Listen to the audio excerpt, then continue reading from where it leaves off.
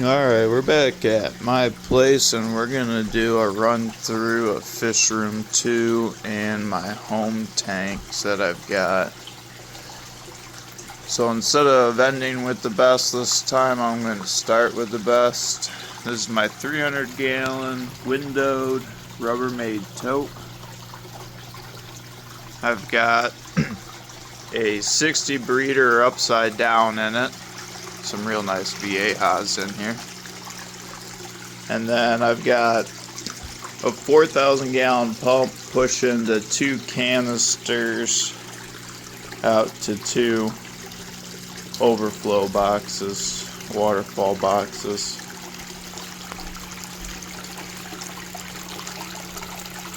Fishies are real happy. They like their extra oxygenation now. Using these big old canisters, pull them through the back. I still have to do some finished woodworking on this.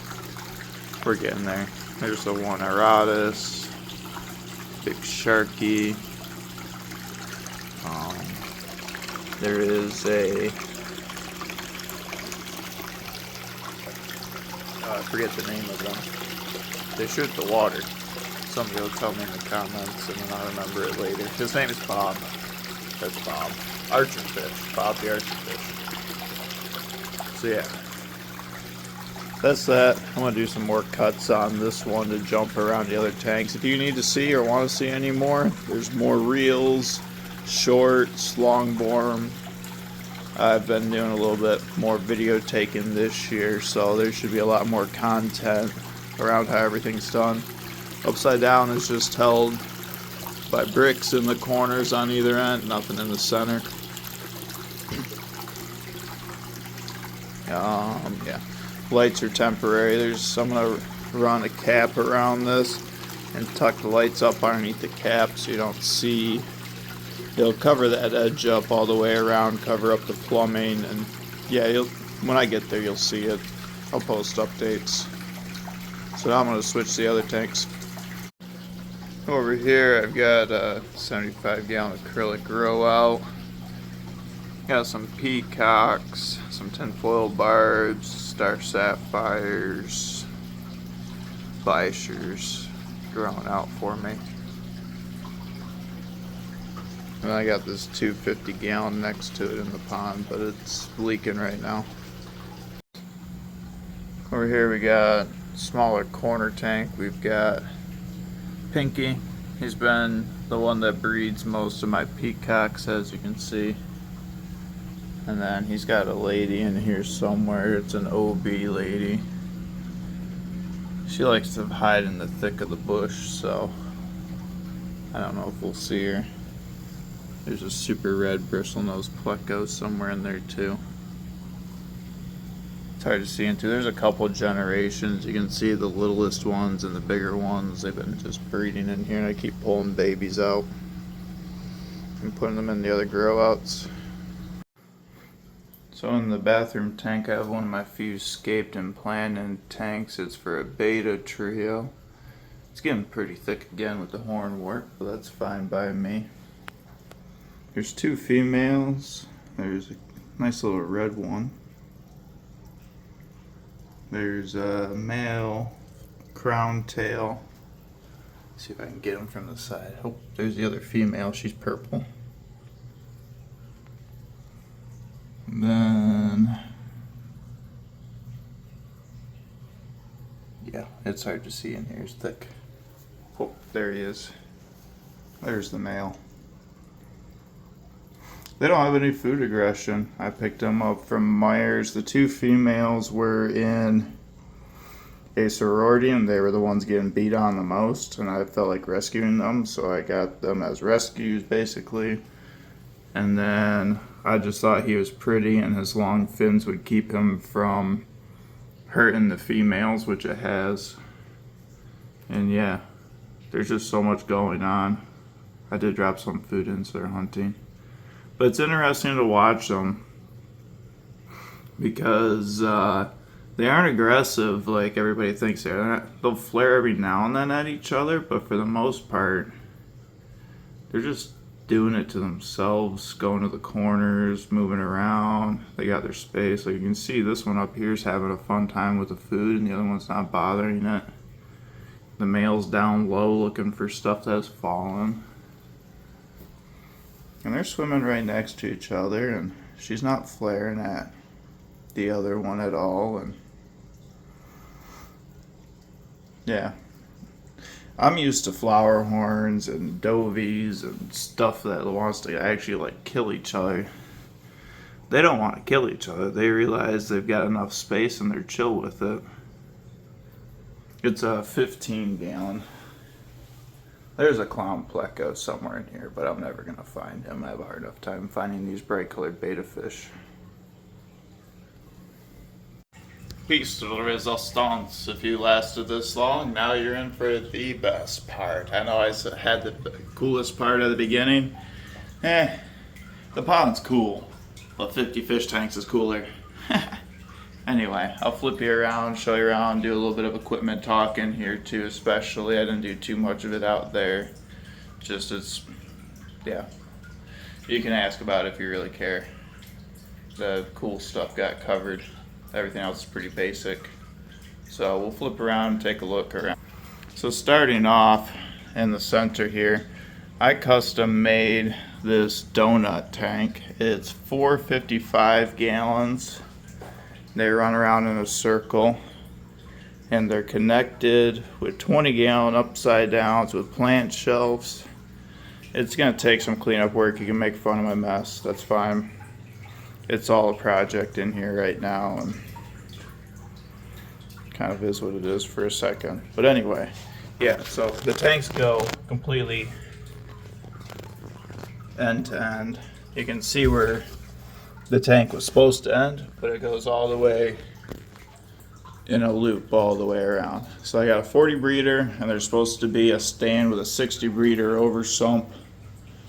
That's what I want to do with it now. I ran it off canisters and it sucked on canisters, so we're going to do the 60 breeder over sump. But I had to get the 40-gallon breeder in the middle because I wanted a center tank to run in this. This is going to be all closed loop system here. All the other tanks are separated. So yeah, you can see the dual air loops run around. I didn't tie them all the way across. I'm going to tie the RO across just so the pressure difference doesn't affect it, since otherwise it's just one long string. These two tanks are still filling on me. I've got these 3 tanks and the upper tank full. These two have bubblers and heat. Top tank, we've got 3 electric blue Acara, 2 over there. I think the other one's behind the sponge. Yep. 3 electric blue Acara. They were breeding already. They had fry. I don't know who the parents were. It was between the 3 of them, so I put them all 3 back together because I don't know if I actually caught the parents, so we'll look at fry again. They look really good on this background. And below them, this is the last of the fish. We got red dovey. Red dovey. Breeding pair of red dovies in here.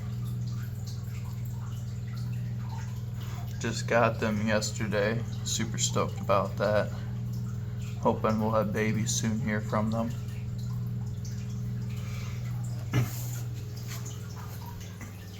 So I've also got a 20-gallon, or 14-gallon. That's 20 gallons big, but only holds 14-gallon pressure tank. It runs out, connects to the pond, Pinky's tank, and that 75-gallon does not connect to the beta tank. And then it runs up. I've got T-lines for when I want to connect tanks in already in place. That's how I did these ones. These 2 lowers have their spigot there. I haven't tied it in yet. That tank has to be redone in black for show tanks. And then, so those are all 40 breeders. There's 9 of them there. There's 1 there, 10 40 breeders. I got these 3 55s. I got 3 20s, 2 29s, and this weird acrylic, which ended up being like a 45 gallon. Over here I've got a 35 tall, 25 tall, 20 tall. Then I've got 8 20 longs, 33 long, 4 15s, 2 20s, 3 29s, 4 10s up there. I've got 2 more 10s down there. I got space for another 10 down there. And then in here I've got a 55 gallon and 2 75 gallons going in. Here's the back side of that, looking out. And then both my air pumps are going to sit up there. You can see where the air line comes in. I've even got RO ran in here. And then all the lights are ran back to this. This will eventually have a timer on it. And the green line controls that. And then once again, I've got the garage shop lights. And I can do bay by bay. I've only got 2 bays right now. Oh, and the other good part about the RO is I can flip valve up there and turn off 4 tanks at a time. And then this side's on a bay. And then eventually that'll be a bay, this will be a bay, this will be a bay, and I can flip them on and off as need be. I got more plugs than I need going around and more RO lines. Well, actually, no, I counted out the RO stuff, so we're good there. But here I want to get all the power up top. I want to get all the water, air up top. I wanted everything less messy. This was supposed to be 2.0 of what I started out with. So then I got a space right there for a dehumidifier. I'm going to run one with a pump drain, and then I'm going to pump the water out. The one I have right now is a bucket drain, and it has to be drained like every 6 hours, 8 hours. I can't keep up on it, so I'm doing a pump drain, draining it out. Spare door from here. Gonna have to put a heater in here, and I'm gonna have a wall of fans in here, because otherwise this room is gonna get extremely hot. So I need a wall of fans right there pushing the heat out here. I'm gonna have to loop some fans around the top up here to keep it circulated, to keep the heat, because this is gonna be just like Fishroom 1, where I'm not heating fish tanks because I'd rather not. A 1500 watt space heater is way cheaper than running 1500. Well, at times 1500 watts worth of tank heaters is cheaper. But when you're running at this scale, 1500 watts to heat a room is a lot better than having, I'll be popping breakers. Because something like this takes a 1,000 gallon heater just to do it's 280 gallons. It'll be like a 350 gallon system once I get everything on it. So keeping the room heated is going to be key. And yeah, all my tanks are used, they're dirty, we're working on it. When they do get running, they look nice. But not all of them are running yet, so we haven't gotten them to look nice. It's just part of the process. I've resealed all the way up to this point. I've resealed those. So I got to reseal from this corner to here. The donut's good. That needs a reseal. I'm hoping a brand new 60 breeder. And I have to find a 20 long because the 20 long I have was broken. But otherwise I've got everything except for the second air pump, dehumidifier, and heater. And we'll get running. Like I mentioned it, but yeah, all garage shop lights, daisy chainable, plugging together. I do have lids for all these 40 breeders too. But yeah, it's nice because they all tied right there and went across. I made all the stands myself. Some of you saw the build process, but for anybody that didn't, it's a little late in the video for me to mention who built my stands, but I built the stands, and yeah. Anyway, I can't think of anything else. Yeah, that's it for now. It's just a bunch of plumbing I gotta get going. We're almost there.